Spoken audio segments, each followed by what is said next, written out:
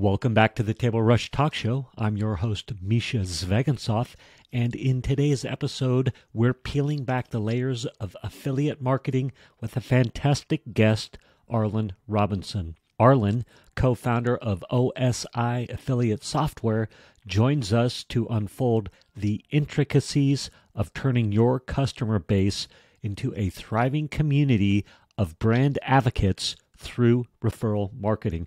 We'll also touch on Arlen's fascinating transition from corporate consulting to spearheading a tech revolution in affiliate marketing. So buckle up as we explore these insights that could very well redefine how you think about marketing and customer engagement. Arlen, welcome to the show. Thank you. And I appreciate coming on. And it's a pleasure being here. Fantastic. I had a ton of fun on your podcast when you had me on. And of course, that's the e-commerce marketing podcast. But I Yes. thought we'd just dive right into it. So let's dive into what you do. And Yeah. you've got, OmniStar affiliate software or AKA OSI affiliate software. Yeah, tell me Yep. what's going on. Yeah, go. Exactly. Exactly. Yeah. Well, it's good to be here first off. And we as I was mentioning before recording it, we always have a lot going on our end. And you're right. OSI affiliate software is the brand. That's what I am here to talk about a little bit about that, a little bit about what you can do with affiliate and referral marketing. But essentially, OSI affiliate software and anything that we usually do in our business under the kind of fold of OmniStar is software that helps businesses grow. And OSI affiliate software comes under the category of an affiliate or referral marketing software, where it will empower businesses to be able to leverage not only their customers, but affiliates and influencers to refer business to them for an incentive. And so that's essentially what it does. We've primarily uh, got it for e-commerce businesses. That's our kind of primary market is e-commerce businesses. So businesses that are selling on any of the various e-com platforms from Shopify to Wix to Squarespace, you name it, we can tie into it. And yeah, we've been at this for a long time. As I was mentioning before we got started, I mean, we're hitting 25 years almost. I guess one more year will be 25 years in existence. But it's been quite a wonderful journey. We didn't always have our software, so I'll the caveat to that is, yeah, we started off as a full service web development agency, developing custom websites for businesses and organizations, and that's how we got started. And I can get into a little bit about how we got into the business back then because it is a very interesting story as how we got into the business. But that's a little quick and dirty about what I got going on right now. Yeah, I love it, and I can't wait to dive into how you got into the current business and that and your story arc. I'm super excited to hear that. But I think before we dive into that, let's maybe go a little bit deeper on what OSI affiliate software is doing or your core offer right now. And I'm looking at anybody listening right now can follow along at www.osiaffiliate.com. Again, osiaffiliate.com and see all the fun stuff that Arlen and I are talking about. But some of the headlines you have are unlock the power of word of mouth with our referral marketing software. Your customers can easily promote on Facebook and Twitter. We've got things going on with promo codes, easily identifying your top customers. So, what's going on and how are people using this? And then let's get into how you got here. Sure, definitely. Well, our customers are using our software for a couple of different ways. Some of the main ways is, I guess you could say, we'll split it between creating and managing a customer referral program, meaning that brands will use it to get their own customers that have already purchased from them, to refer others for an incentive. So that's one very big aspect of what you can do with the software. And when you're talking about a customer referral program, one of the main things that's customary, and is what we even recommend, is these customers that have purchased from you, what's the customary type of reward that you incentivize these people with is either going to be discounts on future products. So you want people to come back to your store, buy more, buy other products, or you're going to give them free product. Maybe you've got a new product line coming out and you're trying to, kind of test the water, even getting feedback from some of your existing customers. You can incentivize them with, something coming up down the pipe from some of your new products. And so our software will allow a business to manage that customer referral program where they can easily onboard any of their current customers. That can be done quite easily by sending out an email blast. We've got a specialized, uh, I guess you could say, CSV converter where any of our customers can kind of upload their current customer list into our software and it'll spit back that same list, of course, with all their customers and their emails with a specialized link where that link is going to be a kind of an easy sign up link, which will allow them to easily get onboarded into the referral program without having to fill out a long form. All they have to do is click a button to activate their account, put in a password. And so that's kind of, I guess you could say, step one with the referral program. And then after that, the customers will have access to a trackable link that they can share with their friends, their family on social media. They can even use a promo code depending on what type of shopping cart that they're using.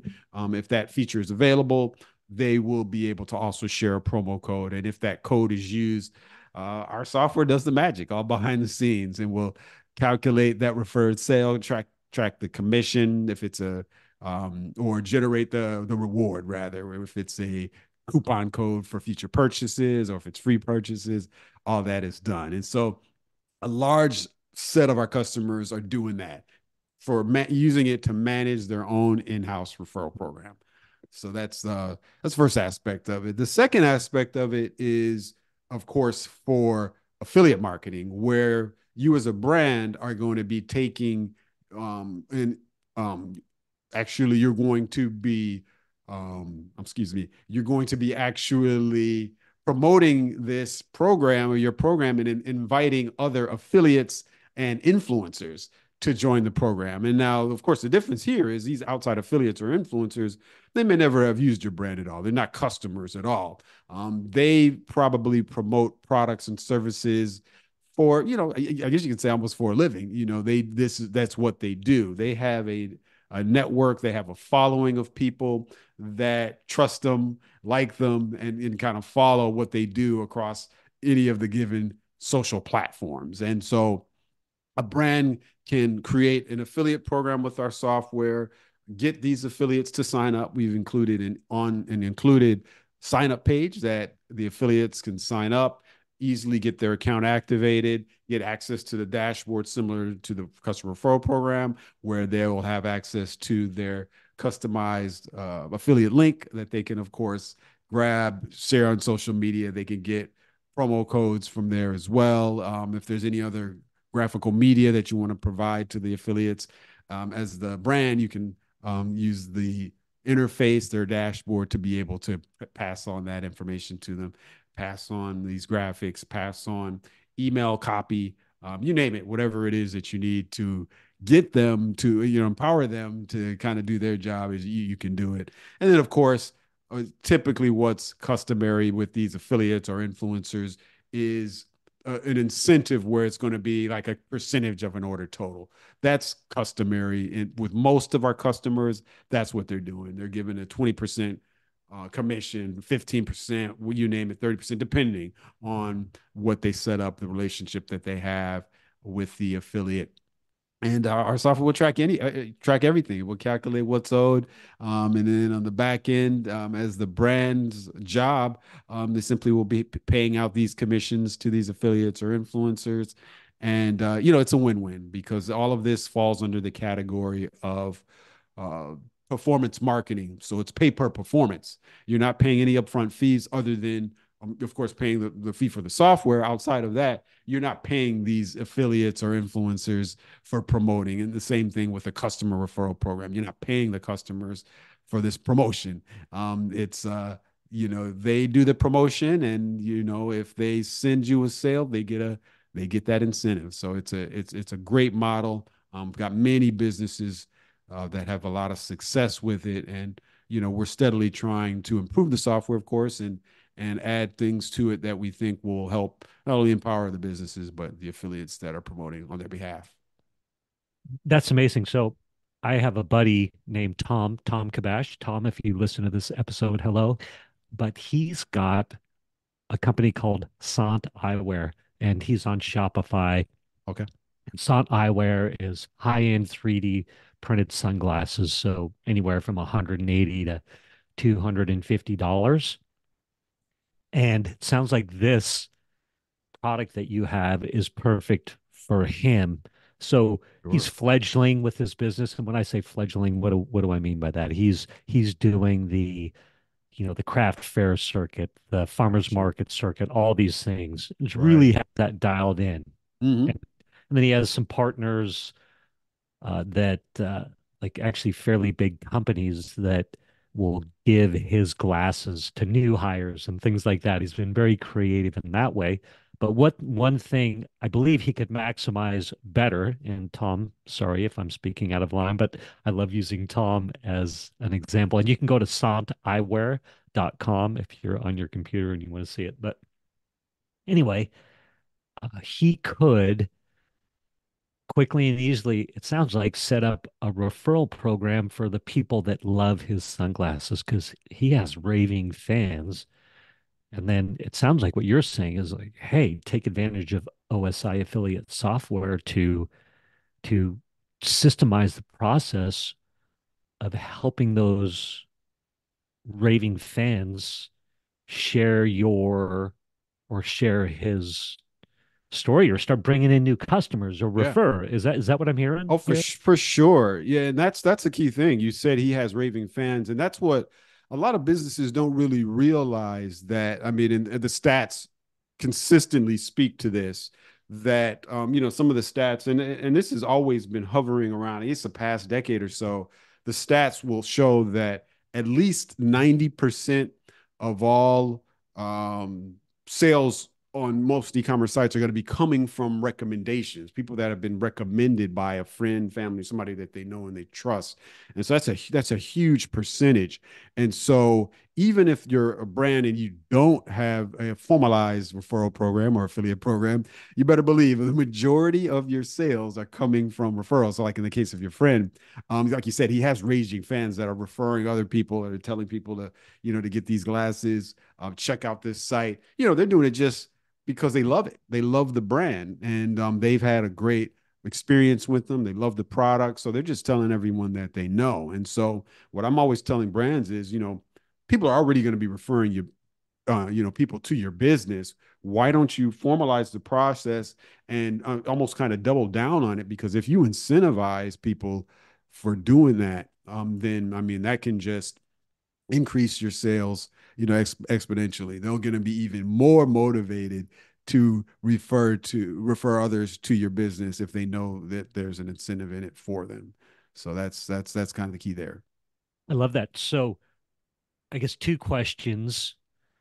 One, he's got raving fans. Well, a few questions that are coming up. One is he has raving fans that he knows about that are actively referring, and he knows that they're referring, which Yeah. implies that he's got a bunch of raving fans that would love to, but aren't, or maybe are, and he doesn't know about it.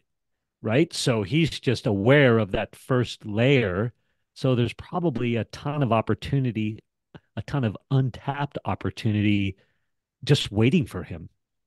Yeah, exactly. That's the key there.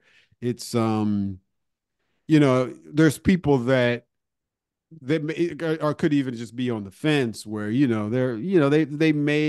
had a great experience with them. They may be kind of a raving fan, but they never really thought about telling too many people. They even have maybe a solid following, but if he were to let them know, engage with them, and let them know, okay, we've got this referral program. You can earn this discount on future products. We will reward you with this new product line, these new glasses or whatever it is. Then yeah, they're gonna get excited. They're gonna get motivated.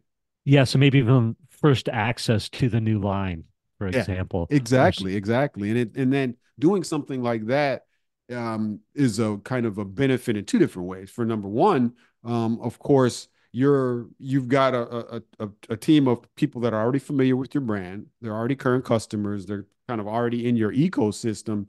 You're kind of utilizing them as a not only are they going to be referring others to you, but you're also going to be using them as kind of almost beta testers, if you will, where you've got this new line and you want to get feedback because I'm sure your friend is coming out with new products, and so you never know how things are going to go over with your customer base until you get it in their hands.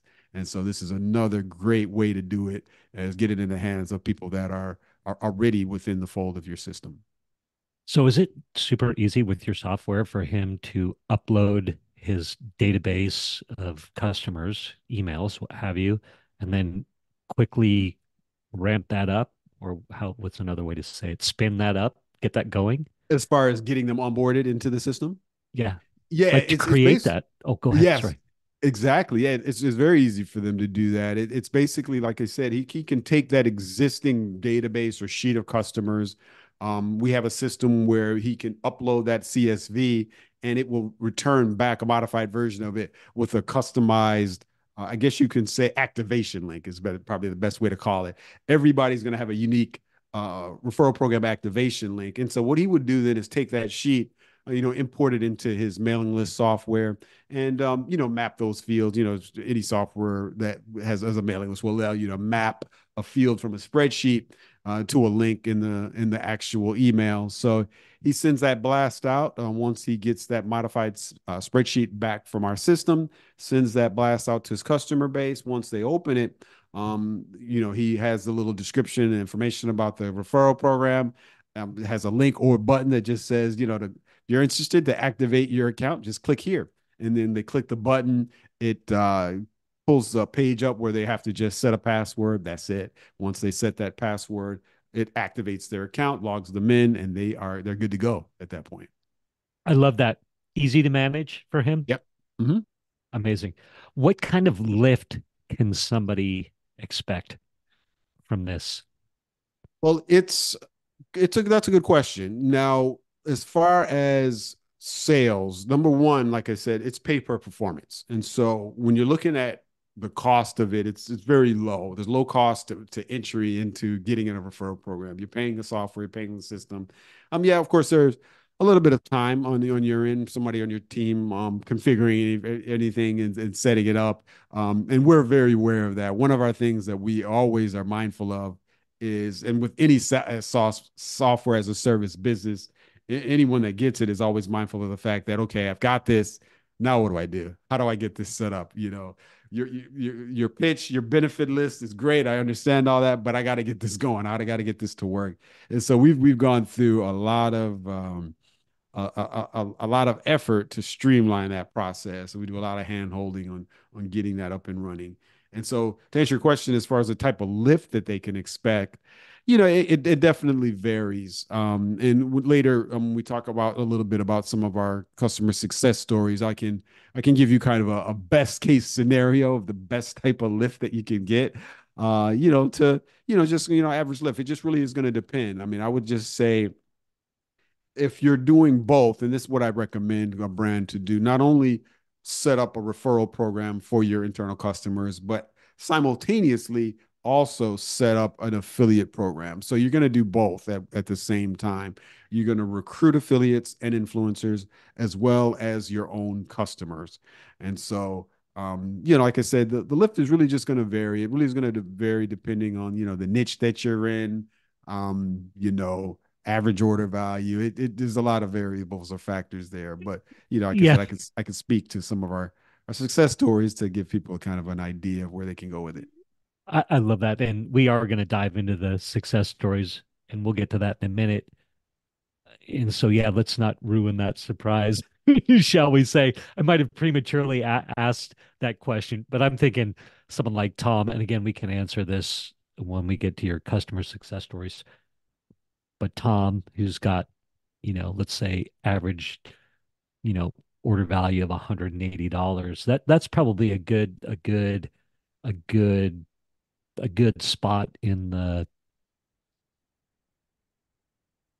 what e-commerce space. So Yeah, I'm betting definitely. that's ripe for opportunity. For sure, for sure. Yeah, with that, that's a very decent price point. It's you know, definitely an affordable product. It's something that if people were to refer others, it's the type of thing where it doesn't require anytime like you get under the, let's say, the $200 price point.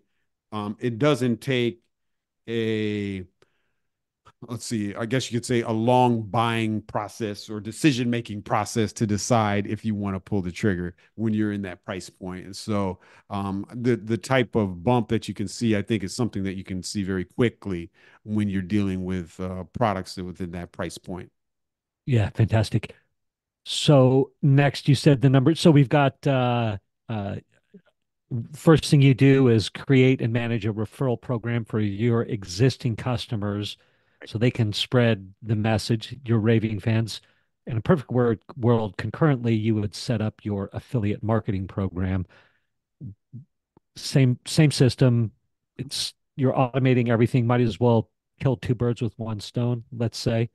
Yep. Uh, Great. And then you're finding affiliates to in effect market your product for you. The great thing about that is unlike Facebook ads or social media marketing or your traditional marketing is that you have no heavy outlay of capital or money until sales start happening and then you're just giving a percentage of the sales. And that's what's so powerful about that. Exactly, exactly. And Yeah. what I tell brands all the time is it's you're getting sales, because a lot of times I see that sometimes there's a debate that these brands will go through when they're trying to decide, all right, what is the fair commission amount to give these affiliates, to give these influencers? What's typical? And so what I try to tell people all the time is, of course, I understand from a brand's perspective, they have costs on their end, especially if it's let's say a D2C company where they're, direct to consumer. They've got shipping costs involved. They've got the cost of that inventory item, the cost of, of course, there's costs for that. It's not free, of course. But at the same time, what I always encourage people is that what they have to realize is with these influencers and affiliates that are promoting, these are sales, where they're kind of debating about, all right, should I give 20%, 30%? Is that too much? Can I afford to do that? What they have to realize is these are sales that they would not have otherwise received because these influencers and these affiliates are marketing their brand to an entirely new audience, to their own network. And these are people that may have never even heard of their product or service. And so they have to consider that fact that it's, they're getting sales that, from day one, if they hadn't launched the program, they wouldn't have normally received. So I believe what you're hinting at here is perhaps don't go cheap on the referral fee. Exactly. Exactly. I definitely agree with that because um, what people have to realize and what brands have to realize is that they are not the only show in town, so to speak. These affiliates, these influencers, they're savvy. They've got, a, 10, 20 other deals going with other brands where they're doing some type of promotion or sponsorship. And if you don't give them enough to wet their beak, so to speak, they're gonna just move on to the next one. And they're not gonna your brand is gonna be an afterthought to them. But yes, if you have a sizable enough commission structure in place for them, they're going to think that you're going to be top of mind, believe it or not. They're going to think of your brand. They're going to do whatever it is that they can to promote your brand over, any of the others that they have. Well, and I'm just thinking right now too, if you're willing to pay a little bit more to acquire that customer, you've got them on the books. Now they are, assuming they're raving fans, or some of them are becoming raving fans. Now you can leverage the your customer referral program, right? Right. Am I calling that right? Customer referral The program? customer referral program. Exactly. Yeah. So you're just that's each begets more sales, more happy customers, more revenue, more success. Yes. And then you can also, I mean, if you have a good product or like Tom's sunglasses are amazing, there's a great chance they'll buy that next model or the next release or the next version or what Yep. have you. So if you think about the lifetime value of the customer, perhaps it's a break even process upfront, but if you think about referrals and all these sorts of things, it can be very profitable long term. Yes, definitely for sure. Yeah. Um, I have a few questions around the influencer marketing, but I want to save those first. I think first off, let's talk about some of your favorite customer success stories, and then maybe we'll dive in how you got into this. And then I want to come back around to the influencer marketing because I think that's such a fascinating space and there's so much opportunity there. And you've been doing this for 25 years. So, oh my gosh, you have some nuggets for all of us. You have to. For sure. Definitely. Okay. Well, yeah, that sounds great, Misha. As far as success stories are concerned, definitely got some a good one that I think will highlight I guess you could say kind of a best case scenario that a brand can kind of use as a model. And this was probably about 2 years ago. This particular customer, for one, it's got a very interesting story. First of all, this particular customer. Uh, was selling a product, has developed a product that he used himself to lose over 300 pounds. Which he initially was 500 pounds. And so that alone is, if that isn't a built-in testimonial for the product that he's selling, I don't know what is. And so that product is actually called sea moss. If people aren't familiar with sea moss, it is a marine algae that is packed with nutrients. It has over 90% of all the nutrients the human body needs. And so the company is called CMOS Transformation. And so the reason they come with that transformation is because of the founder's transformation that he went through.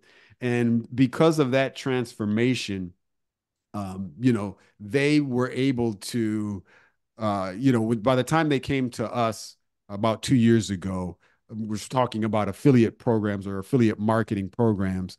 They were had their own, I guess you could say, informal referral program, informal affiliate program, where basically what they were doing is with Shopify, they were creating promo codes for affiliates, YouTubers, even their own customers. And they were saying, share this code. If somebody uses this code and purchases a product, we're going to give you free products. In some cases, I think they gave them cash commissions. They were doing anything they could to try to grow the business. As you could imagine, giving out promo codes manually and trying to track the results of that via spreadsheets is a nightmare. And so that's kind of what they were dealing with when they approached us and when they found our software. And so they found our software, which was enabled them to totally streamline their referral program, the promo code generation process, the creation of the affiliate tracking links, not only for their in-house customers, but for these influencers and these YouTubers that were, speaking about the power of the product that they were selling. Their sales exploded so much so that not only did that founder's weight loss attract attention, but they haven't caught the attention of Shark Tank. And so about a year ago, they were actually featured on Shark Tank. The founder was on Shark Tank, and he got a deal with Mark Cuban and Kevin Hart. Kevin Hart was actually on as a guest shark on the show, and the founder got a deal, which the rest is history. Of course, they're now a multi-million-dollar company, and a lot of that is attributed to the success that they had with that affiliate program. It's because, like I said, they had one prior to us, but it was informal. It wasn't really structured. They were just giving out promo codes and trying to track it. But when they were able to streamline that process, I mean that their sales just really exploded. They were able to easily onboard these influencers and affiliates, and they were just kind of off to the races. And so they're doing really well now, and really speaks to the power not only of our software and affiliate marketing, but the power of influencers, which I know we're going to talk about as well. And so that's uh, one really big success story. We're really excited for them, and they're continually doing well. So did they see that the curve? So maybe, you know, steady growth or slow growth, the ups and downs, they systemize, automate the their affiliate program with the promo codes, with the influencers, all that, and it just immediately parabolic Exactly. curve. At Yeah. that point, that's when you saw the hockey stick curve where it just skyrocketed. And that's really what it is. And that's what kind of a lot of their growth is attributed to. And like I said, some of the things that helped, like I said, catch the attention of Shark Tank, and which is a really big deal for them. And because as you can imagine, thousands of businesses apply to be on the show, and so it's certain things that they look for a brand that is has explosive growth, has a founder with a very unique story. Like I said, the founder that lost over 300 pounds using the product that he sells, which was amazing.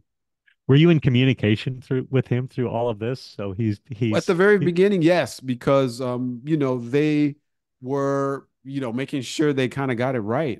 We worked with them to make sure that everything was up and running, and they were using it correctly. They knew about all of the features. And so yes, I was in touch with the founder, and briefly, of course, he had others on his team that were pretty much tasked with managing the affiliate program that I interacted with on a fairly regular basis. But yeah, it was exciting to see that a company that we worked with that was using our software had so much success, and so it's really really good to know.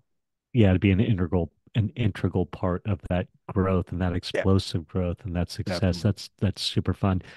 Questions that we're going to dive into about affiliates, and I think we should save this. We'll future pace this, Sure. but strategies for reaching out to and getting slash finding these influencers, I think is a great question. Um, I'm also curious, have you started bringing this into the coaching info product space? Will save that as well. And then do you see the influencer market as peaking? But we'll save all that. Let's save all that. Sure. I'm dying to know 25 years. Like you said you were agency. I mean, Yep. 25 years, that's like AOL was still going strong, Yeah. And right? I mean, let's hear the story. How exactly, and it's ironic actually that you mentioned AOL when I tell you the story.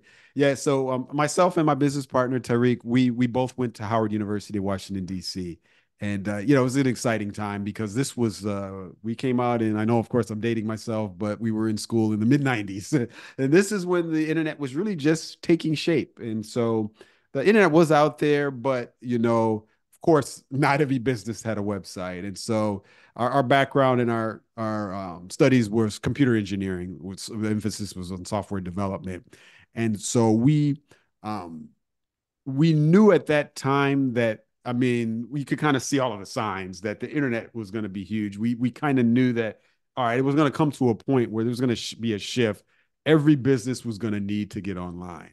And so we said, okay, how can we be a part of this? How can we be a part of this kind of leading edge, and being a part of helping businesses get to where they need to be technology wise? And so, yeah, we both graduated.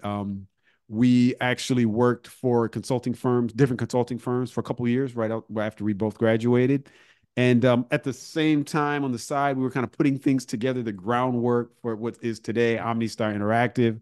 And we said, okay, let's try to start off as a web development agency, helping startups to well-established businesses just get online, get a web presence, and that's what we was basically our business plan. And so, as you can imagine, in the mid '90s, it was things were really exploding, and we were in the D.C., Maryland, Virginia area. Not a lot of people realize that that's a very major tech hub. It was then, and it actually still is. There's a lot of major tech companies in that area.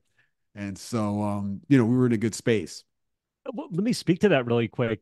I went back to Virginia in the late 90s, early 2000s. I was working in the tech industry, selling VPNs, data lines, data co-location. Now I believe we call that, server warehousing, server farms, all that sort of stuff that like Microsoft, and you've got Amazon.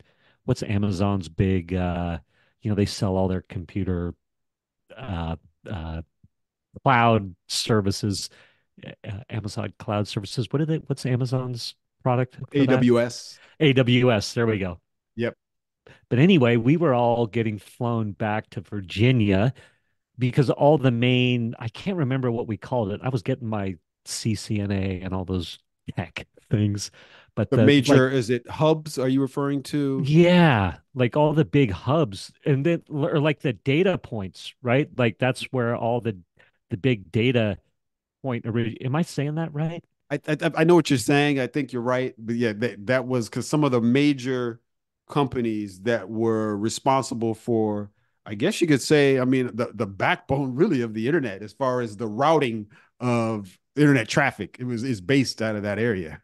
Yes, yes, yes, yes. So, which speaks to what you're saying. So all a lot of the tech companies and first adopter, my brain is blanking right now, but web services, all that first rounds were that was a hot spot. So go on. I was just trying to confirm what you were saying in a not And very eloquent way, but Oh continue. no, it's all good. But yeah, definitely that was very it was a hot spot. And so, we were those first 2 years after college, our college years, and we were both working for different consulting firms. I was working for a firm where I was doing some software development. I was even doing some project management. My business partner was mainly doing development as well, software development. But at nights and on weekends, we were putting together the groundwork for OmniStar Interactive, and we created the blueprint. We created the foundation of what we wanted to offer. And of course, the next thing you need to do is get customers. We had to get those initial customers. So, our goal was, of course, to get to the point where we could both go full time with the business. And so, believe it or not, I would say that the start of our business got started in a church parking lot. And I know people are going to be like, what? How does a technology web business get started in a church parking lot? That's probably the first question you're asking. Well, what we decided to do is we both attended a church in the Washington, D.C. area. And we knew the membership was a pretty diverse membership, a lot of professionals in the church. And we said, okay, why don't we put flyers on the cars during the church service? The parking lot was pretty big. So one church service, I think I got some flyers. I left early before the service actually ended, and I went to as many cars. I think we may have had about, I don't know, 200 or so flyers, 300 flyers. I went from car to car, put flyers on the windshield, under the windshield wipers, and I just said, okay, well, we're gonna see what happens with this. Maybe we'll get a lead. And believe it or not, the rest is kind of history. We About a week or so later, we got a call from a gentleman that actually used to work for AOL, which is ironic that you mentioned that. This gentleman had just took a buyout from AOL. They were going through a transition at that time. I think they were being acquired by Time Warner, I believe, if I'm not mistaken. And at that time, when those transitions happen, they let go of a lot of people. But he was a seasoned person, been with them for a while, and so he was able to get a pretty decent buyout package. And so he left, but what he was doing in his interim when he was trying to figure out, where he wanted to go, he was, I guess you could say, kind of a tech lead for a variety of different startups, where he was almost like um, a CTO, if you will.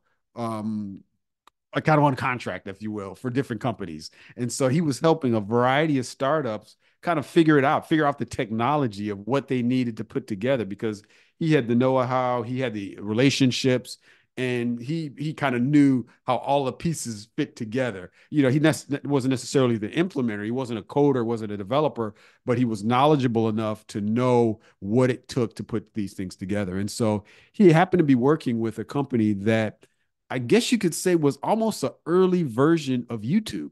where their concept was to put TV on the web. And actually, this was the name of the company, TV on the web. And so, what they were doing, what this company was doing, is they were forming relationships with some of the cable providers, some local access channels. They were trying to acquire as many deals with different media content providers at that time that they could, and pitched the fact that, okay, we're going to develop this platform where you'll be able to put your content online. We're going to create a subscription system where people will be able to subscribe and access your content. It'll become another revenue stream, for your business. And so that's what their whole model was. But they needed some developers to create this whole online presence. And so when we met the gentleman that worked for AOL. He introduced us to this company, and we did a pitch. Our experience and the backgrounds that myself and my business partner had, and our development experience, I guess spoke for itself, and they were very pleased with what we could offer. And at that time, they accepted. They hired us. We got a pretty good contract to go full time, and really at that point, we just had to accelerate things very quickly. And so at that time, we hired a developer to develop the first phase of their project, and we did that. That was a sizable enough portion of the project for me to go full time with the business. So I left my job with the consulting firm, and I'd say about 4 or 5 months later, my business partner left his as well, because the other half of that deal was pretty good as well. And so we went full time in the business, and really the rest is history. We went on to develop custom websites, custom web-based applications for a variety of businesses and industries for several years, until we reached a point where we decided to pivot and create a suite of tools, which is when the OSI affiliate software was birthed, because we felt that the needs that many businesses had, that we were seeing in dealing with all of these businesses, could be met a lot more effectively if we created these software tools.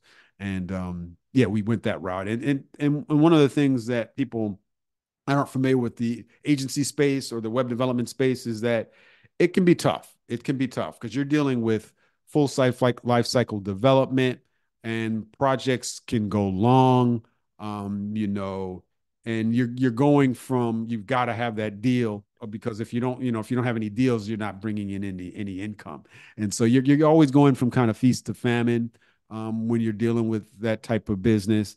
And we got to the point where it was becoming tougher and tougher to acquire new businesses. And so we said, okay, let's try to go with a recurring um, software subscription model. And we were, I guess you could say, an early SaaS company. And that's what we implemented. Now it's where the OSI affiliate software was birthed. And really, kind of the rest is history.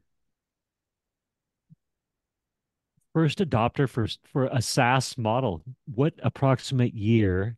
And do you remember, was that a slow build, or was there an epiphany moment of this is how we'll do it, this is what we're going to charge, let's go for it?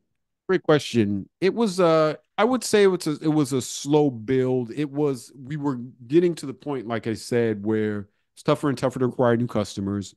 Um, but what we did see is that, because we were doing a lot of custom web applications, it's not only front end website design, but as you can imagine, with the TV on the web project, and other projects that we had, we were developing a lot of custom applications. And so back then there wasn't a lot of SaaS. SaaS wasn't even a word, I don't think, back then. And so if you needed some functionality, you had to have that coded specifically for your site, for your project. And so we were doing a lot of that. And then I guess you could say kind of the epiphany moment was where we're like, all right, these particular tools could be used. This particular app we're creating could be useful for a lot of businesses. And I think one of the first ones we developed was actually a job recruiter tool, which would allow a business to put on online job postings, have the whole application process online, automated via a web app. And because we developed something like that for one of our customers, and you know she was giving us some ideas, saying, a lot of businesses could benefit from something like this. And we were like, yeah. We were like, okay, it would take a lot to just kind of keep developing these apps for each business and customizing it. So we said, okay, let's take a step back. And then that's kind of where the rest was birthed, where we decided to create the concept of a subscription app model that could be benefited by multiple businesses. So interesting. Well, of course, Salesforce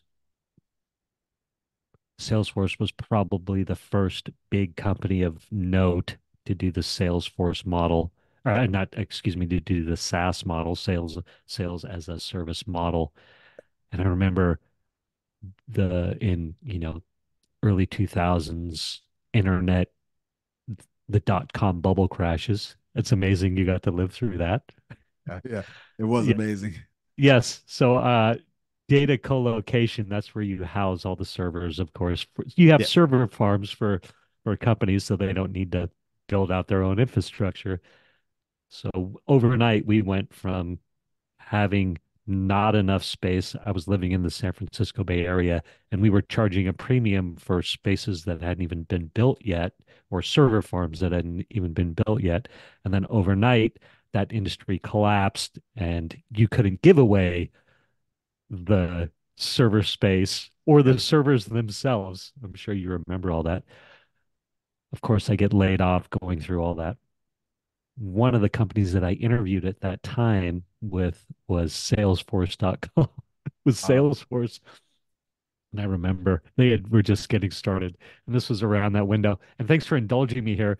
But they, I was so cocky and arrogant that I was getting offered a job as a salesperson, and I was just a little bit too arrogant. So they ended up saying no. But I sometimes go, oh my gosh, the stock options, all that kind of stuff, right? The- right, right. right. Yeah, hindsight is always 2020. Hindsight is always 2020. And this isn't about me, it's about you, but that story just came flooding back. So you are creating one-off tools, and then you're going, oh, well, wait a minute. There's other companies that would need this tool. Let's go subscription model. Do you remember the the days when you start getting that reoccurring revenue? And Yes. yeah, That tell me. was changing. That was kind of game changing for our business because prior to that, like I said, getting these web projects, these web deals, it was getting tough. I mean, I remember I was getting to the point where I was the front man, typically mainly of the business, where I was forming the relationships. I was going out, going to the networking events. I remember going to a ton of early morning breakfasts. I was attending a ton of chamber of commerce events, tech startup business meetings early morning, and just trying to just pitch to anybody that I could that we thought would need a web presence or website. And so it just was getting tougher and tougher to win business. And so when we developed the initial SaaS solution and we got it out there, yeah, well, one of the things that we saw when we started to get our first and our initial customers, and when that revenue, the recurring revenue, kept started to come through, we're like, okay, this is where we need to go. This is what will be able to sustain us, and where we'll be able to sleep at night, and we know we've got that recurring money coming through, and that's really what has sustained us over these 25 years that we've been in business. With the SaaS solutions, I would say they were probably developed about 20 years ago. Because when we made the pivot, it was probably about 5 years into the business. And we had not only did we have the affiliate software, of course, which is our main solution these days. We started off with that recruiter software. We had about four other web tools, which we have all since discontinued. All our main product right now is the affiliate software, OSI affiliate software. That's awesome. I can see you guys just hallelujah, reoccurring Yes, revenue.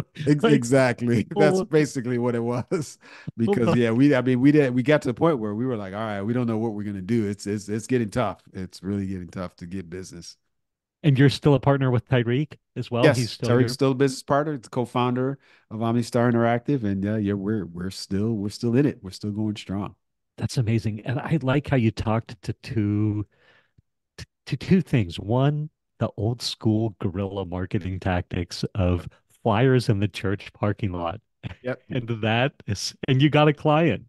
Yeah, we did. Yeah, we did. And like I said, it was so ironic that you had mentioned AOL because he worked for AOL. And yeah, and actually one of the things also, not only did he brought us quite a bit of business, and actually not only did he refer that initial client, but I think we probably got at least two, three other deals from the relationships that he had. Like I said, he was almost like a CTO of a variety of different companies or organizations that he made the introductions for us, and facilitated a lot of these relationships and these deals. And so definitely owe a lot to him. And Yeah. that's really kind of what got us going. Yeah, I think the other interesting connection, although it might be a little looser, is Mark Cuban. You spoke to Shark Tank, but Yep. I believe Mark Cuban got his billions by selling.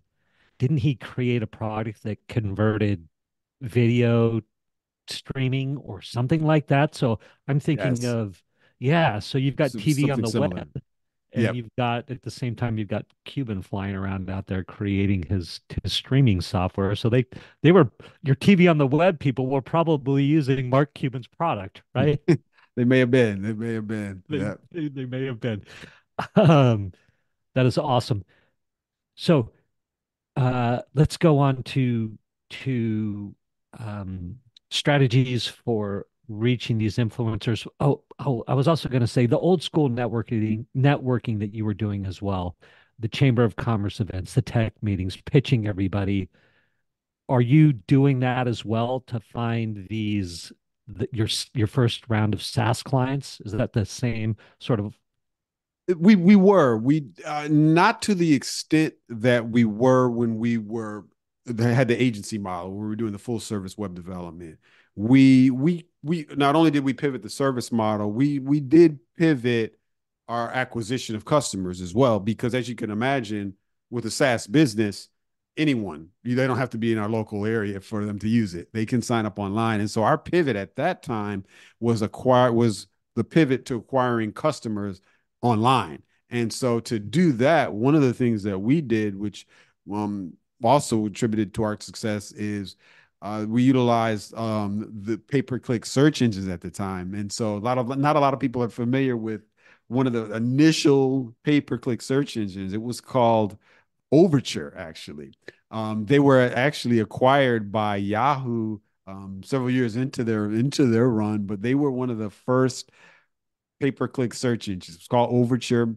And so we just knew that, okay, with this SaaS model, we were like, all right, we can go pretty much national or global at this point.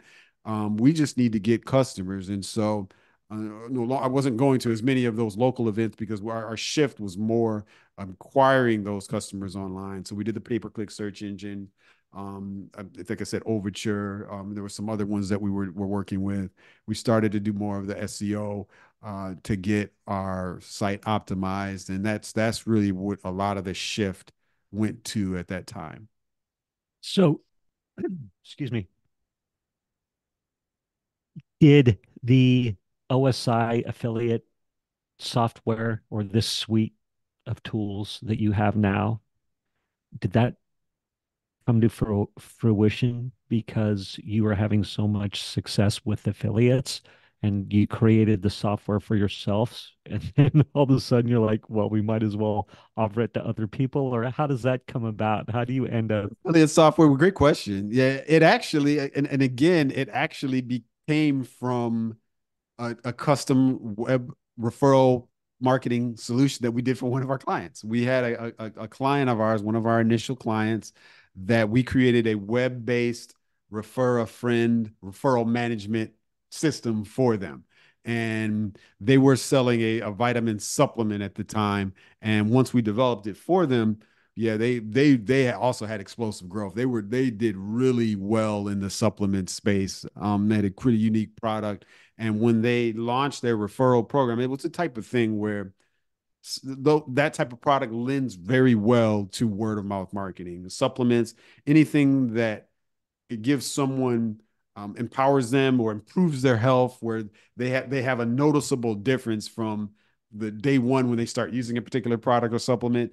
to when to to where they actually get to. And so because of that kind of journey, they're gonna start telling everyone. And so they knew that they had to get a referral program. And so that was the first our the thing that clued us into the power of referral marketing. And so when we developed that customized referral marketing application for that customer, we then took a step back and we said, okay, wait a minute, there's something to this referral marketing. We saw their growth, and then we said, okay, let's create a product. And so we tasked somebody on our team, and we developed a design, and the rest is history. There, we created the OSI affiliate software. Amazing. Do you remember when you knew you were onto something with it, where you're like, oh my gosh, this is it. We have to go big with this. Yeah, yeah. It was really, I'd say, I mean, we kind of already knew it from the success of that customer that we had. So we kind of already knew there was something to the referral marketing. And then once we did launch it and then get it out there, we quickly saw that that product, I think from day one, outsold our other solutions. Because, like I said, we had about 4 or 5 other web solutions at the time, but the affiliate software was always the reigning champ. And when it comes to the end of every year, that product sold the most. And so that's kind of all what like attributed us uh, to scaling back and then focusing all in on the affiliate software, because we saw, just looking at the numbers, that it made sense to go all in on the affiliate software. And in order for it to be the best that it could be and not have our resources spread across all of these other platforms that weren't all these other solutions that really weren't selling as well, it made sense to discontinue those and then go all in on the affiliate software.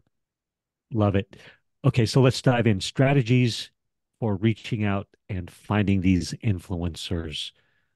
Talk to me about that. I mean, you must be in that space all the time.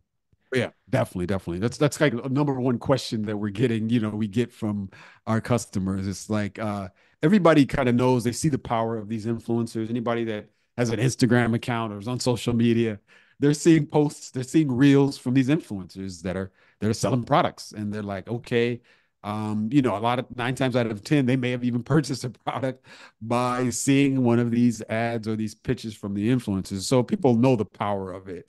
And so the biggest question that we have by brands is, okay, how do I find these influencers? How do I find the right influencers for me? Now, everybody, when you say influencer, everybody kind of has, initially, you kind of have the idea of these huge, what we would consider a mega influencers. That's at the huge multi-million following on Instagram levels, which is, we're talking about the Kim Kardashians of the world, the Kylie Jenners of the world, all these type of people are like the mega influencers online that have a product that they're either selling, or they even, of course, pitching other products. They're at the top level. So everybody has that in mind, and they're like, okay, yeah, I want to get an influencer, but there's no way I'm going to get somebody to that level, if you're a brand. But the one thing that people don't realize is that if you scale down a little bit and you come down a few levels, like I said, those celebrities, those mega influencers, which are categorized as mega influencers in the multi-million follower count across social platforms, are at the top level. But if you go down a few other levels, there's a category, what we call micro influencers. And so micro influencers are people that have an average following between about five and 50,000 followers on any of them on in a major social networks, whether it's Instagram, Facebook, Twitter, whatever. They're within that particular amount. That is the sweet spot for e-commerce brands, and the stats will continually show that. The reason being is these followers, or excuse me, these influencers, number one, are a lot more attainable and not going to be a lot easier to reach. Because they're not at that huge level. So you'll be able to get in touch with them, first off. Secondly, because they have a smaller following, you're going to see a lot more engagement and a lot more real engagement that they have with their followers. When I talk about engagement, I'm talking about the interaction that they have with their followers via comments, also via what type of comments that they may get from live streams that they do, the interactions that they have with their fans that are chiming in when when they're going live on things. With the smaller micro influencers, it's more of a truer, solider relationship, because they're dealing with a smaller amount of people where they're really almost like becoming part of their family, if you will. And we consistently will see this time and time again when we're looking at these type of micro influencers. We're looking at their YouTubes, their Instagram accounts, and so that is the sweet spot. So what we always recommend is for a brand is to start and even stick with the micro influencer route. So for those, of course, couple reasons. And number three is the commission structure that you're going to have to provide them is not going to be anywhere near what you would have to compensate one of the mega influencers. Those mega influencers, they don't do any deals for, some of the deals they do are going to be like, they may charge like $500,000 per post just for posting a brand or the mention that they use a particular brand on their social networks, which is insane. But they can do it because they've got 20, 30 million followers, and so they can command that type of fee. With the micro influencer, a little bit different. They have a smaller audience, but that audience will still going to allow you to be able to capture their their attention by without having to compensate them like that. I mean, you can do the commission model, you can do the fee for post, you name it. You can kind of decide how you want to structure it. You can create the promo codes like our customer did, the CMOS transformation, and track the use of the promo codes. And it's going to be a lot more manageable and effective for your business, for your e-commerce business. So that's the sweet spot. Now, of course, the big question is going to be, okay, how do I find these right micro influencers for my business? And so, one specific tactic that I always love talking about, a lot of people don't use as a brand, is to do hashtag searches for specific hashtags around your brand. And so, I'll give you an example. Let's say you're a fashion brand and you're trying to find some micro influencers. Let's say you are in the city of Chicago. Let's say you're trying to find some influencers in the city of Chicago that are going to promote your brand. I mean, you make women's fashions, women's coats, dresses, you name it. You want to find these influencers in that specific space. What you can do is go onto Instagram and do a hashtag search for a specific hashtag, like hashtag Chicago fashion blogger or Chicago fashion influencer. I did this, so I do this search all the time in different cities, and you'll be amazed how many results you're going to get just by doing that search. I think the last time I did it, but somebody that used the hashtag Chicago fashion blogger, 30,000 or so results from the post of that. And that's just one hashtag.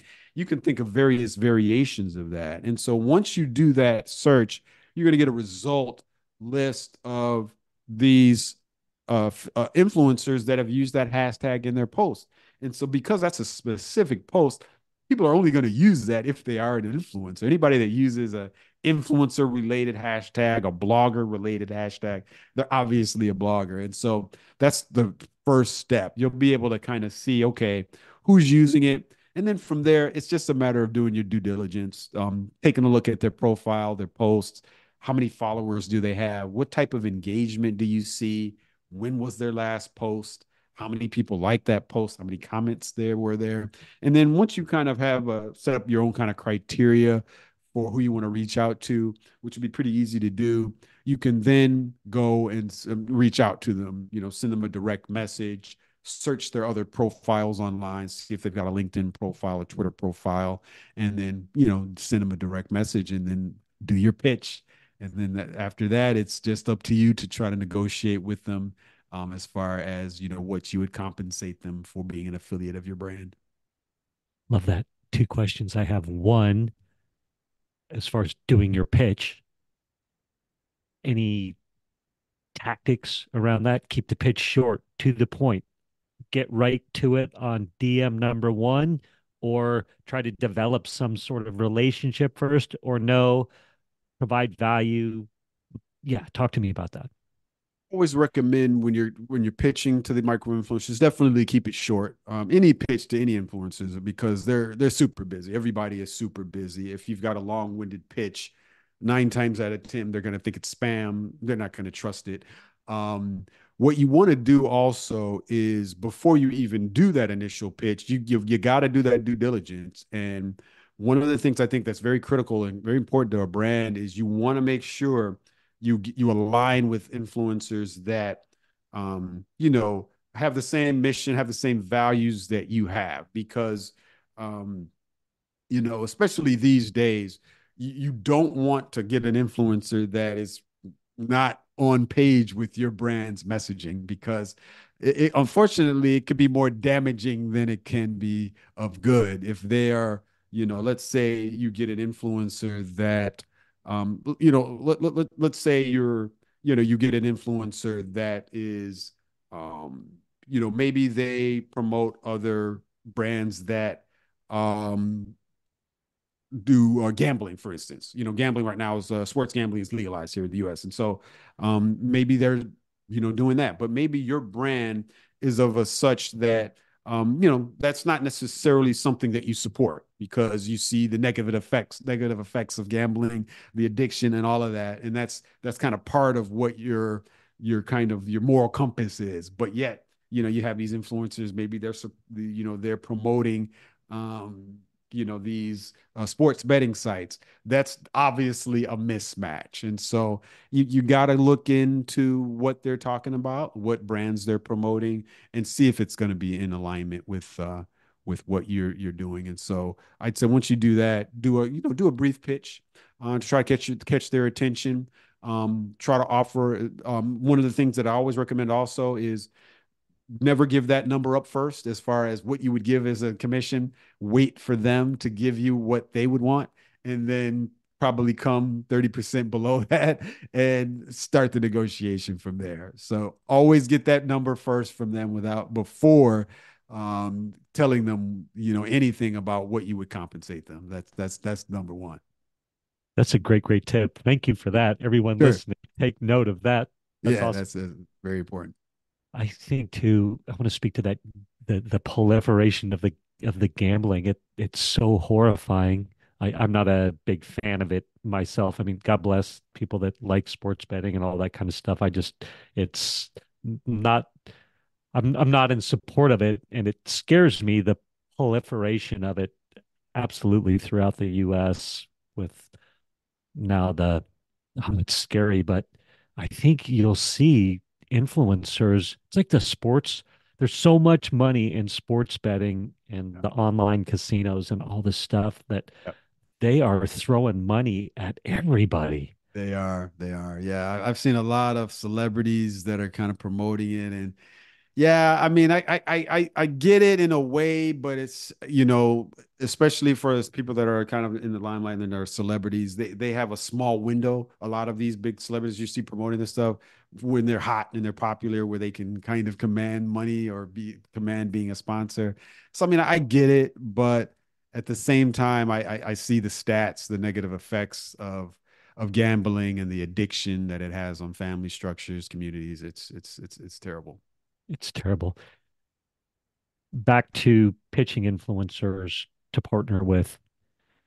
Are you looking for influencers that have sales experience? So am I looking for influencers that are obviously selling product, so know how to sell product, or is that not too important? Is Yeah, I that think that is important. I think that's important. You want to find influencers that, yeah, they definitely have a track record of promoting other brands. And I think the key that you also want to look for is in their promotion of these other brands, how naturally are they doing it?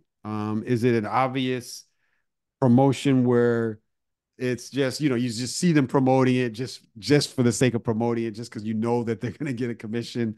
You want something that's going to be more natural, something where the influencer actually uses the product and can speak to why they like it and how they've integrated it into what they're doing. And that I think that's what you want to look for. I've seen different influencers where some of these influencers that have the vlogs, the day in my life type vlogs, and then you can kind of already see what they've got going on, and if they've are kind of promoting products that are just kind of for the sake of promoting it, it's easy to tell. But those that have these products integrated into kind of their daily life, and you can kind of see that they generally like it, they generally support the product and the company, then I think it makes a big difference.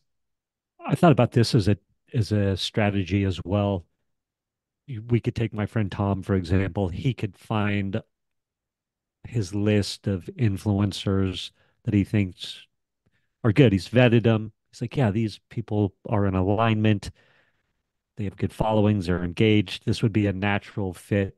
What about tracking down an address, sending that influencer your product, and saying, hey, let's do something and go that route?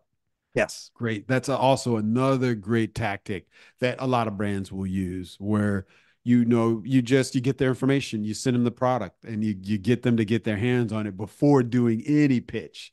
You just say, hey, check this out. We see that you're doing big things. We thought, this would be something you'd be interested in. Don't even do a pitch. Just give them a product. Make sure they've got a good experience. Make sure the product make sure you have a good solid product packaging so that even their whole unboxing experience is pleasant.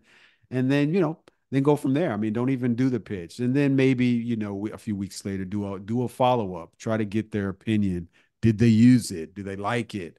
And then kind of go in there and try to, if you really feel that if it's the right match, then, start trying to figure out how a relationship could work.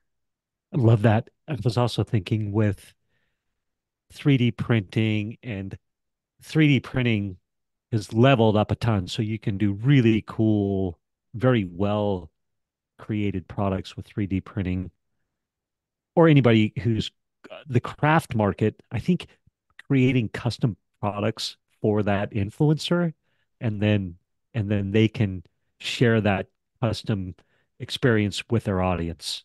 Yeah. Right. So, like the sunglasses, for example, you could have the Kardashian line. I'm sure they already have them. It's not probably not a great example, but if you go down to an influencer that has 50,000 people or a following of 50,000, and you're able to create that one-off product for that Yep. influencer, Yep. custom that influencer, very powerful, right? It is, and it's interesting you mentioned that because we're seeing the big brands are even doing that. If you look at McDonald's, KFC, they're doing something like that where they have the gentleman that's a rapper, Jack Harlow. He has a McDonald's meal, the Jack Harlow meal. There's some other rappers that have that where they've got their own branded meal where really all they're doing it's nothing special per se about it. It's the same products, it's the same McDonald's quarter pounded, but yeah, they make a little twist to it, may add some slightly different condiment mixes to it, but it's the same thing.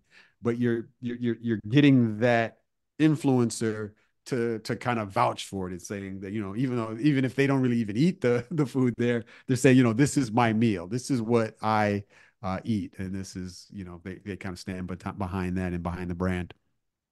Love that. As far as the influencer marketing, or the influencer marketing market, we want to say it that way. And let's stay in the micro influencer space. Do you see that opportunity as peaking or growing, or where are we in that cycle? Great question.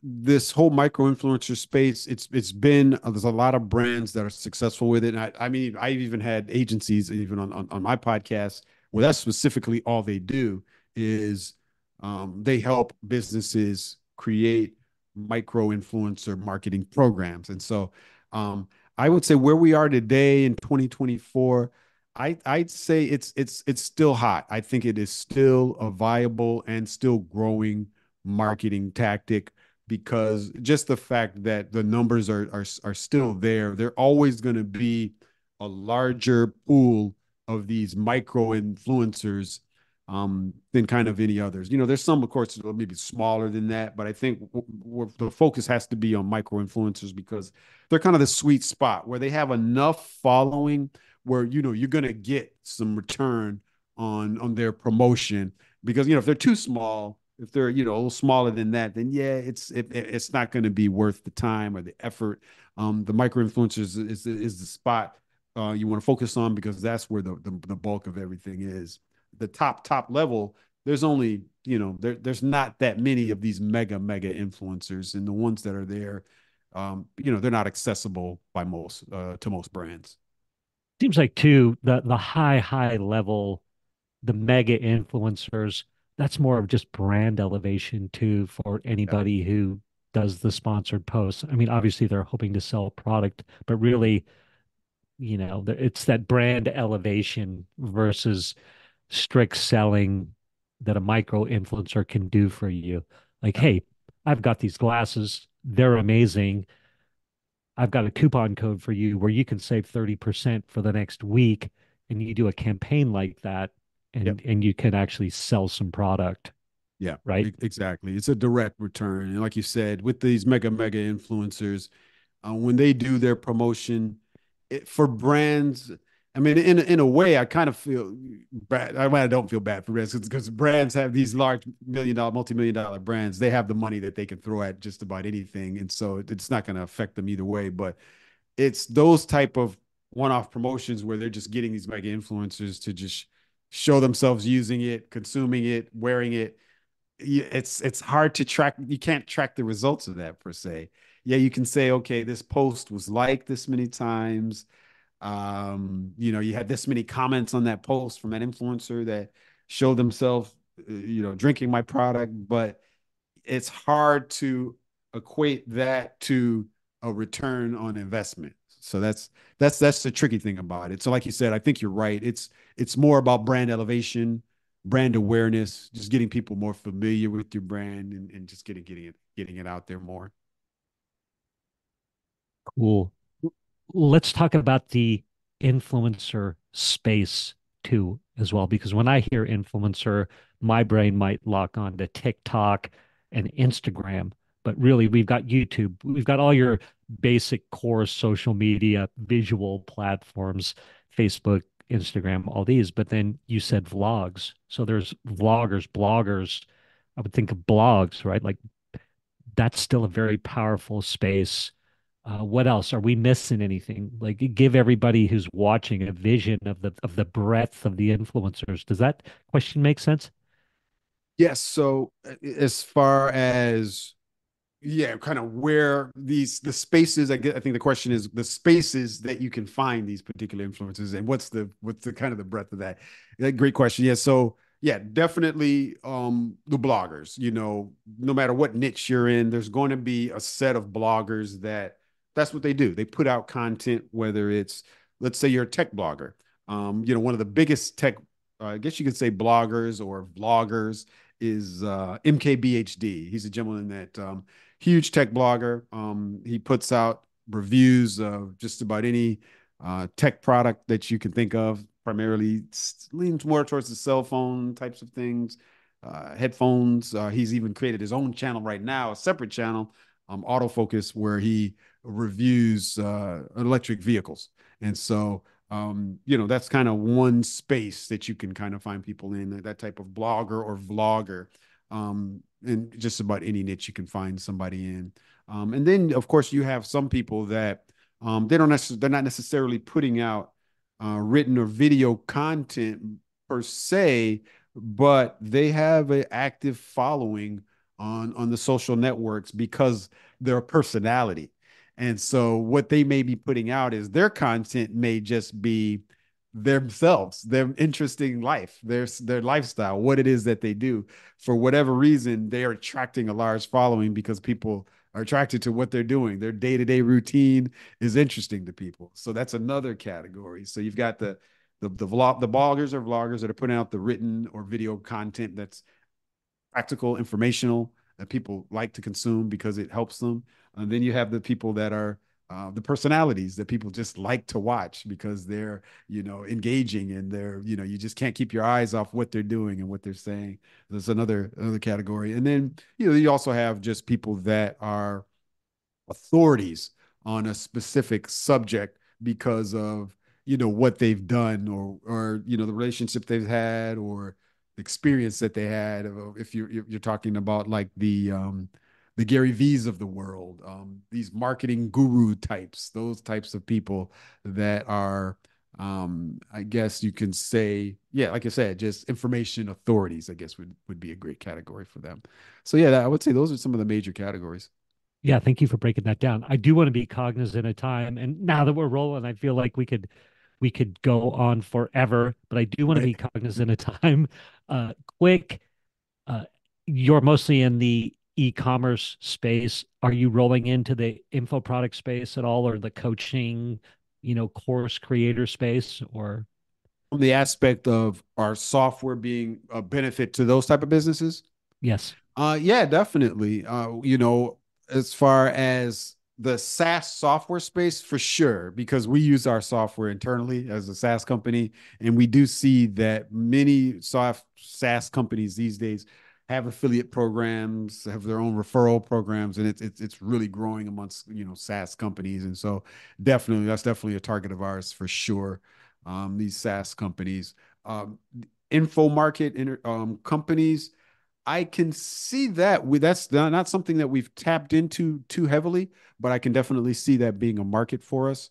These info product companies or companies that will sell courses, online courses, Yeah, affiliate marketing is definitely we can definitely see that being a market because as you know, with some of these info products, to get one of these courses or to get their package of materials, are a pretty good price tag. And so a referral on let's say $5,000 course could be a nice commission, for affiliate. It's definitely something that can really motivate somebody to promote. Yeah, so I can definitely see that being something we're going to get into. awesome. So if somebody listening to this, obviously we've touched on the e-commerce, so anybody who's got a physical product, supplement, whatever, they're going to go, oh, yeah, I see how this works. Anybody who has a continuity program, call it SaaS, call it what you will, but Netflix is a continuity program Yep. or SaaS. Anybody who's paying monthly reoccurring revenue, boy, that's a great opportunity for an affiliate program. If anybody listening, watching right now has a continuity program or a SaaS product, could they just jump right in OSI affiliate and spin something up? Yeah, for sure. They can definitely do that. With those type of programs we're compatible with. We have customers that are in those spaces that can use it. What has to happen in those cases is their integration has to happen with whatever payment billing subscription system that they're using. That's where the tie-in happens, or that's where kind of the magic happens. For the D2C e-commerce businesses that are selling a product, let's say on the Shopify's, the Squarespace, the Wixes of the world, our integration is within their checkout system, and we have just a snippet of code that goes to the order confirmation page, and that's how the referred sales are tracked. And so, with these service businesses or these subscription type businesses, integration has to happen within the billings area or billing systems that they have. And so it just really depends on the system that they have. We do have set integrations already with some recurring systems such as Stripe Checkout, Stripe Connect is one of their other solutions. Even some other subscription systems. One is Moonclerk. That's another recurring billing system, and several others. And we're also steadily forming relationships with other systems so that we can have I guess you can say, a ready-made tie-in or API for these systems, so that any of their customers that have their systems can easily kind of connect it to our software and then those systems. Right? So if someone on ClickFunnels is using Payment AI is their main transaction processing, backend processing, the Right. question they need to ask is, hey, OSI, hey, Alan, are you guys, excuse me, Arlen, are you guys integrated with Payment AI, for example? Exactly. That would be the question. And if we're not, could we do a custom integration? It just really depends on the system. Some of these systems, even if we don't have a formal integration into, there are ways that we can still integrate into it. And so it just varies. So Yeah. we're definitely the platform is very flexible in that. Yeah. So Arlen, are you guys set up with payment AI through ClickFunnels yet or no? I'm not familiar with Payment AI at this time, so Okay. we don't have a set integration with them. I do know, yeah, ClickFunnels, as you know, is a huge funnel system, and so yeah, we have had customers that have been looking to do some things, and so that's definitely something that we are going to be working on at some point soon to see if we can tie into that because yeah, we definitely have had customers on those platforms that are looking to tie us to them. Yeah, yeah, of course. And then ClickFunnels use anybody listening, watching, you don't have, yeah, I mean, ClickFunnels is pushing us all, anyone who uses ClickFunnels to use their payment AI, but you can pick Stripe or you can pick, there's a bunch of, they have Yep. relationships with most of the key members. So, Yep. or key uh, payment processors. I'm assuming you, through what you've said, have some key ones too, Stripe being the main one. But it's going to be the same question for a course creator too. If someone's got a, $5,000 course and they want to spin up a referral program for their course, Yep. that's the natural next question is, hey, let's make sure that the payment systems are in line or you have that integration. Um, awesome. And then, um, boy, we could keep going on, but I did want to give you space to talk about, got a list of questions that we're going to let go until the next time. But you were talking about a really cool thing that you were up to. So I want to make sure to give you a minute or two to talk about that.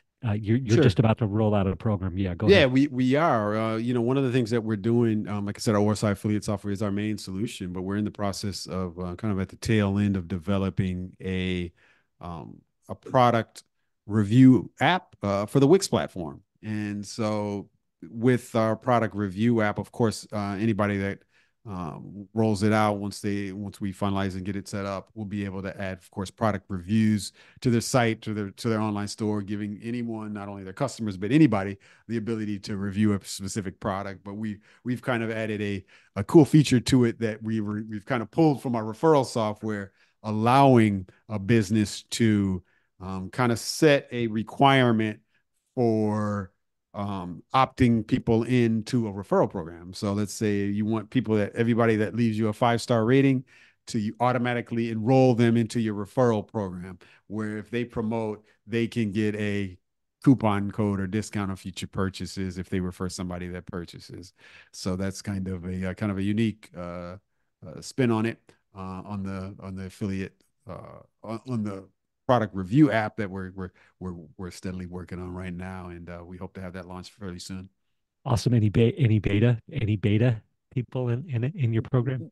Not currently. That's something that we usually have just kind of a small set of kind of in-house people that we've used or people other in-house relationships that we've had over time that we will kind of run the product through the ringers. I guess you could say, either past customers of ours or people or customers that have been with us for a long time. That's kind of the route we usually take with that. Yeah, cool. And how powerful is that somebody leaves a 5-star review and you make it impossibly easy for them by click of a button to become a trusted referral partner, Exactly. right? That's Exactly. so cool. I love Mhm. that. Quick question on your OSI affiliate. What are the key things, maybe the key two things, if you could touch on quick, that stop somebody from setting up their affiliate program? I think the natural one is like, oh my gosh, it's going to be so much work and it's not going to be worth it, or it's the manual process of doing it. Yeah, that's a great question. And like I said earlier, with most SaaS solutions, and I can testify just myself, anytime I sign up for a SaaS software, um, you're after you sign up, you already have been sold on the benefits of it, the features of it, how it can benefit your business. But then once you get your account and you get in there, you're like, all right, now I got to go to work. Now I got to put this thing together. And so, yeah, a lot of times I think when on our company and what people um we'll try to do is not necessarily the setup because we've really streamlined the setup process quite quite a lot. So it's only a few steps to kind of set up that initial referral program, link it up to your website. We've got a sign up page already built that they can just easily link up to. I think I mean, once that's done, I think kind of the next thing is a lot of times people, just because of the nature of everything, people are always looking for, that quick, instant success. You definitely, just like anything, any marketing strategy or campaign that you launch, you got to give it some time. So when you're out there recruiting your customers, out there recruiting your affiliates and influencers, once they become affiliates and influencers, yeah, they're going to be promoting, of course, but you do have to allow some months to go on to see the return on what it is. How much traffic are you getting from the promotions that they're doing? How many click throughs you're getting on their links? What are of course, at the end of the day, the sales that they're getting? So that's going to take some time. And so, sometimes companies are prematurely, will get everything set up. Maybe they'll get a few influencers or customers and just expect immediately, for the sales to just kind of fly in. But you do have to give it time. That's the key thing. I, I, I, I too, and this will be the last question, then I'm gonna let you get back to the day, I swear. But Yeah. I gotta ask this. So I think, you know, I see the power in the micro influencer. And if I had an e-commerce product, man, I would be leveraging that opportunity before anything.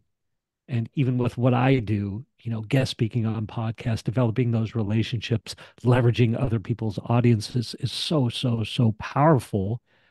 But yet, people are like, well, I think I want to play with Facebook marketing for a while, or this or that, or it's like this weird. I don't know what that is. How would you speak to that? Who's someone's like, well, I want to keep trying to figure it out with Facebook ads.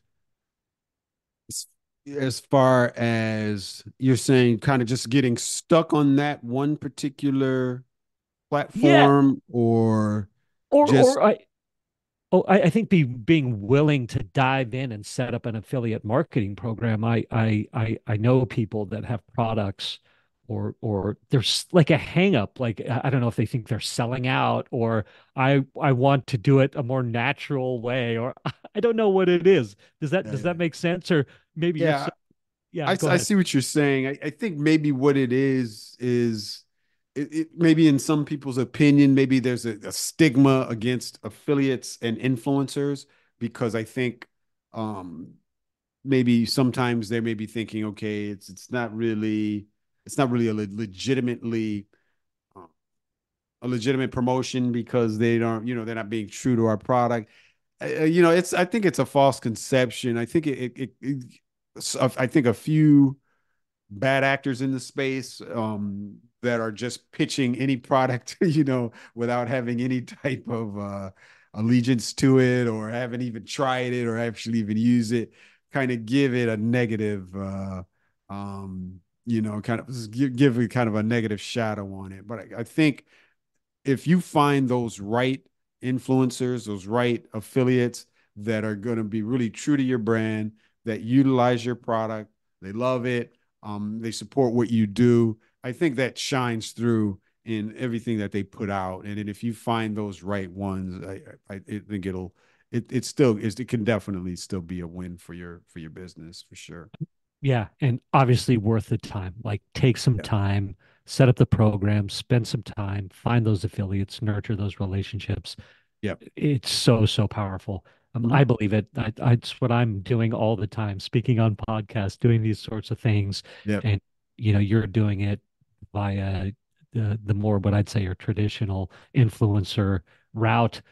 But Arlen, before we stop here, anything that we've missed, anything you were hoping to speak to that you didn't get to say, or I'm going to hit stop and you're going to go, oh, I wished I'd have said.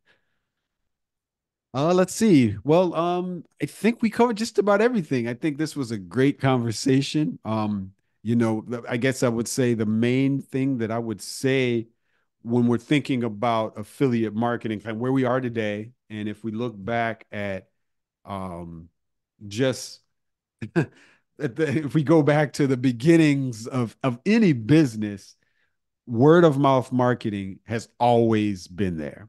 And as a brand, I think if you remember that fact, that word of mouth from day one, anytime the first business was out there, there was always a customer that purchased that product that told somebody else that this was a great product. I loved it. I had this great experience. And then that person tried the product and then he told others. I think that till the end of time, I think that case is always going to be in play. And when you realize that, I think that's how you understand the power of affiliate or referral marketing. And you know that it's something that's definitely worthwhile investing in because it's not really going to go anywhere. I don't think that fact is ever going to change. Amazing. And you guys help make it easy. Great, Uh, great, great way to end. OSIaffiliate.com, OSIaffiliate.com. Arlen, this has been great. Any particular way someone should reach out to you, or just go to OSIaffiliate.com and dive in, or go ahead? They can go to osiaffiliate.com. Of course, if they want to check out the product, we've got a 15-day free trial. Anybody that signs up, a monthly pricing model as well as annual pricing model. But if anyone wants to get in touch with me and pick my brain any more about affiliate or referral marketing, they can check out any of my social handles by going to my site, which is just arlenrobinson.com. When they go there, they'll be able to get links to all my social handles and then any of the past podcast or the speaking engagements that I've been on. You'll be able to check out some of my past discussions on other shows on that site. So definitely check me out there, arlenrobinson.com. Fantastic. I'm going to hit stop and we'll say goodbye offline. It sounds good. Thanks a lot, Mischa. Thank you for listening to this episode of the Table Rush Talk Show. For resources to help you sell your stuff, go to belove.media/resources. That's belove.media/resources. And be sure to subscribe, comment, 5-star, and share. Thank you again for listening.